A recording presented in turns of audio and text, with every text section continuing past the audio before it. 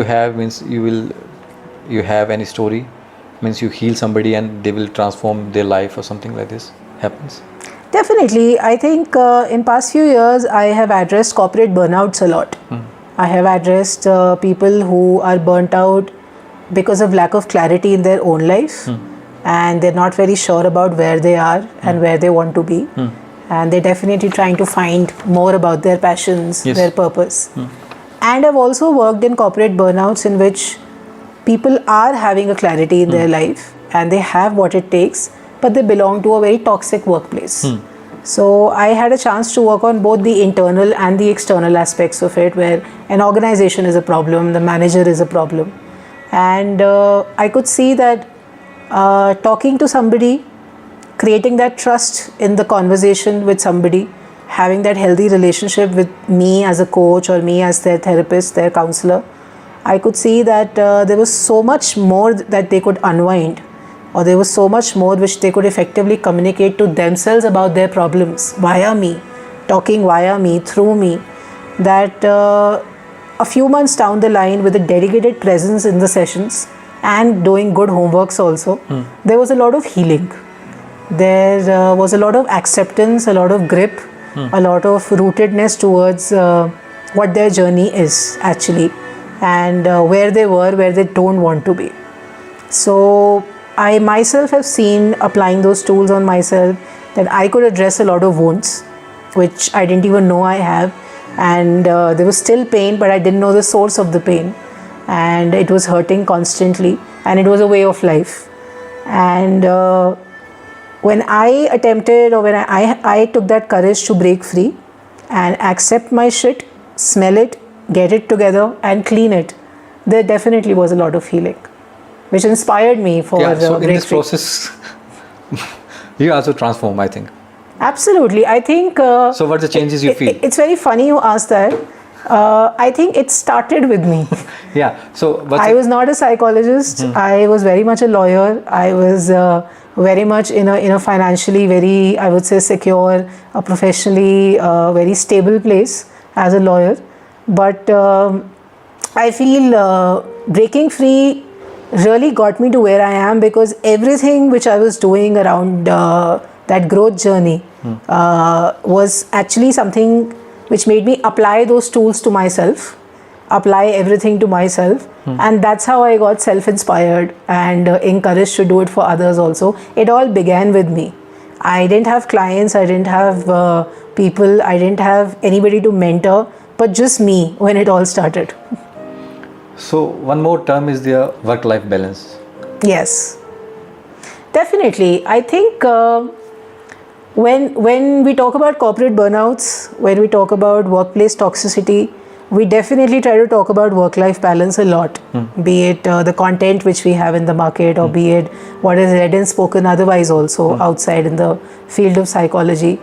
Work-life balance is something which is very subjective, because a lot of people who are madly, passionately marinated into their work and they love it, they don't need any work-life balance because they don't feel tired. Yes.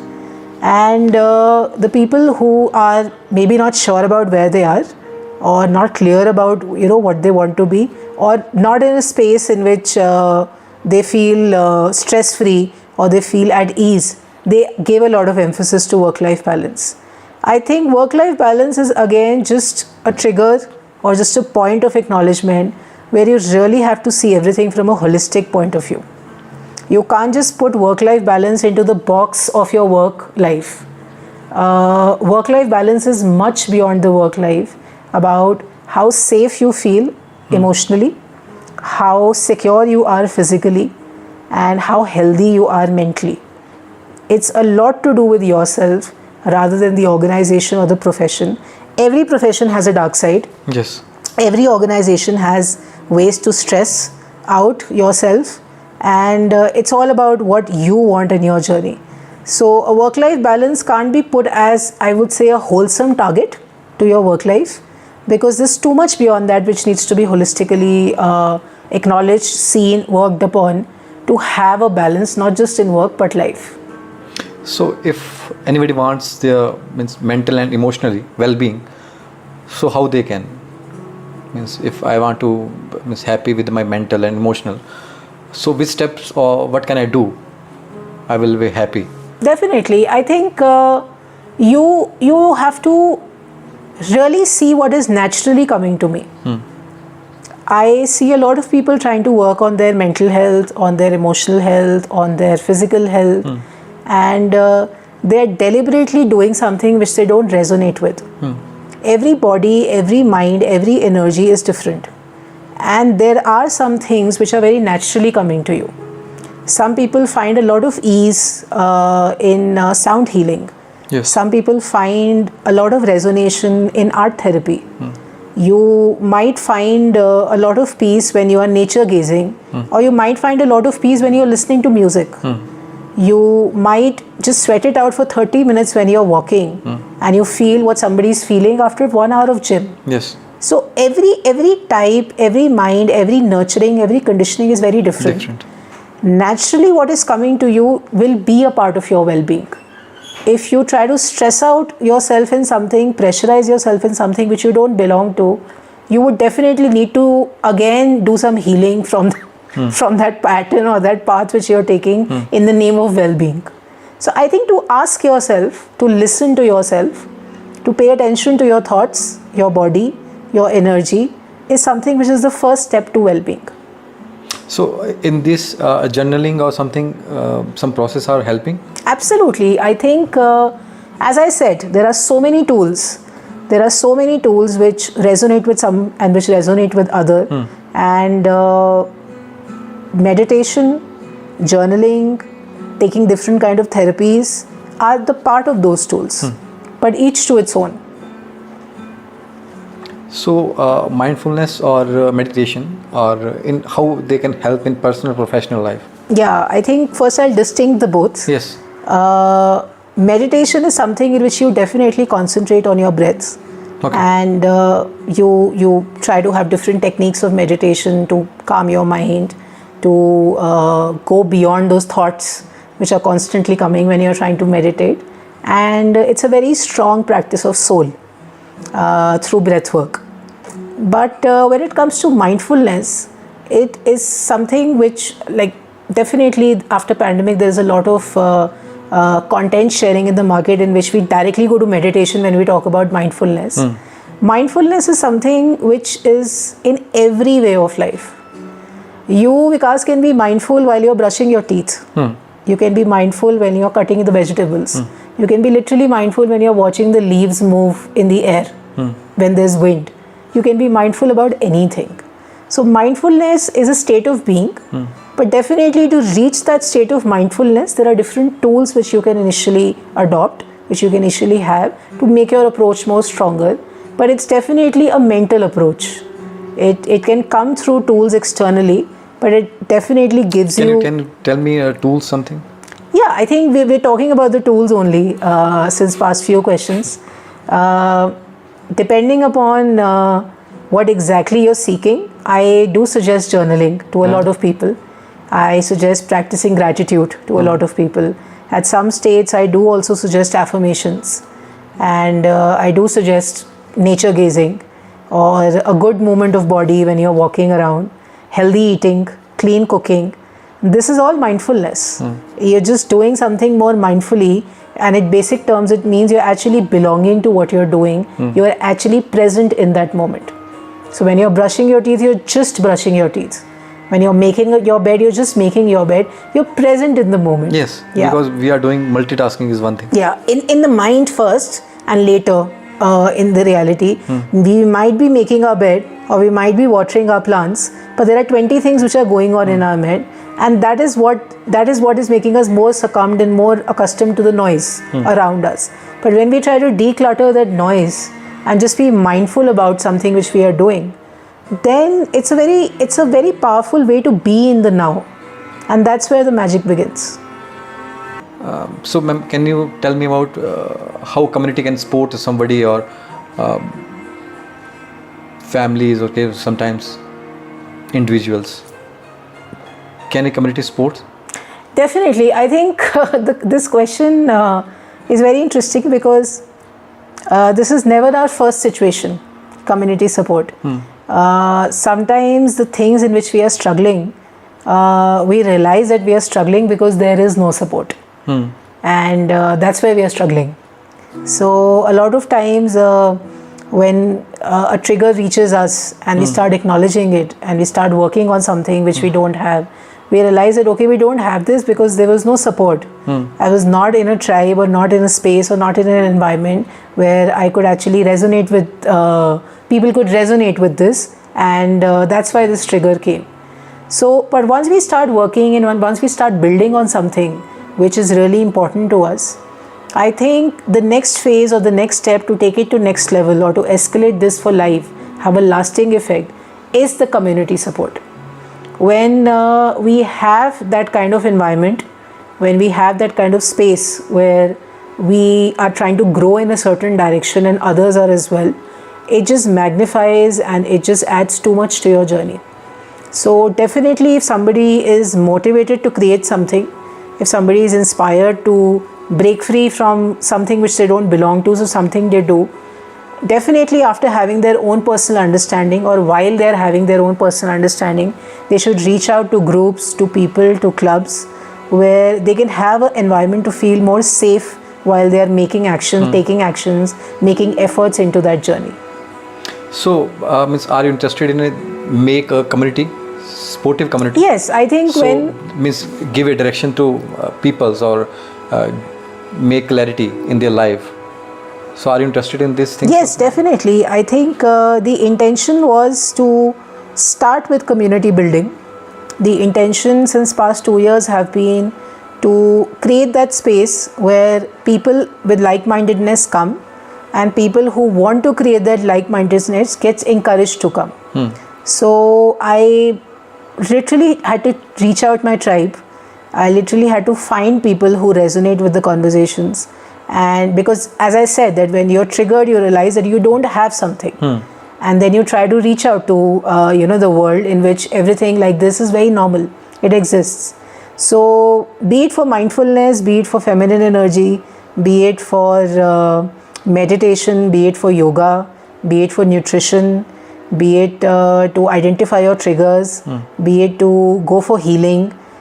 In every space, I was very lucky to find people in all these phases, in different phases, which I could connect with. Because if there is any community, then anyone can easily connect with them, easily understand and answer their questions, and easily they can find their clarity if they have any reachable person or community there. I feel, Vikas, that to put it this way, they already have that clarity. They find that validation. They already have those thoughts. They just click with the other person and realize that I was also thinking the same. I just needed a conversation. I just needed to discuss it with somebody who gets it. Yes. So I think we have all the answers. And a coach, a therapist, a counselor just tell you that you have all the answers.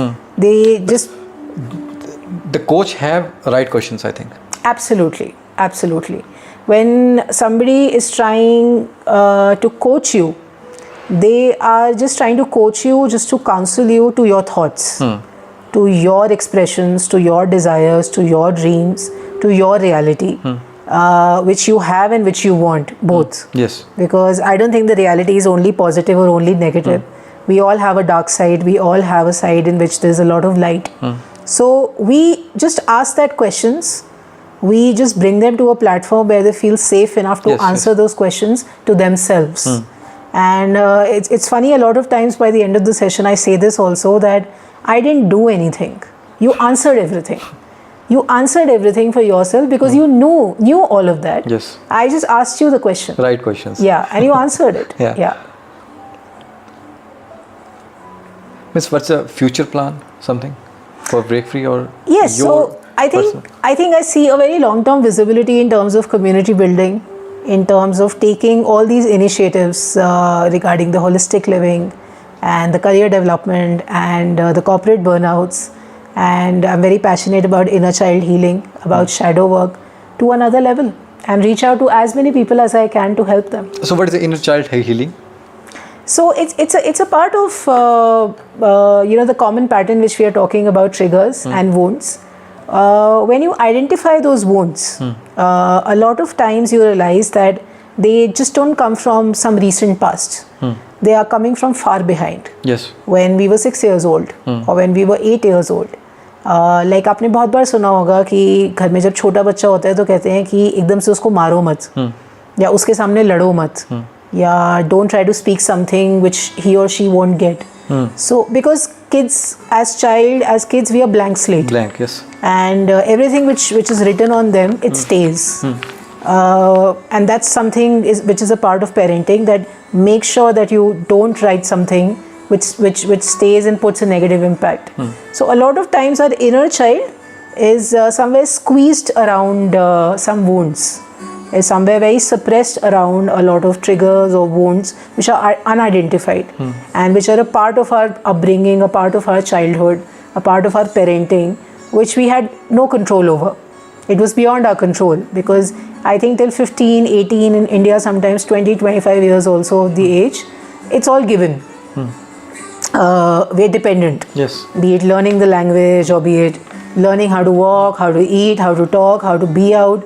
So a part of that learning also makes us a part of something which is unrequired, which is unwanted. But at that point, we don't have any idea that something bad is happening with us. Later, when it's impacted and identified, we realize that there's so much healing required to our inner child also, because we all have an inner child inside us.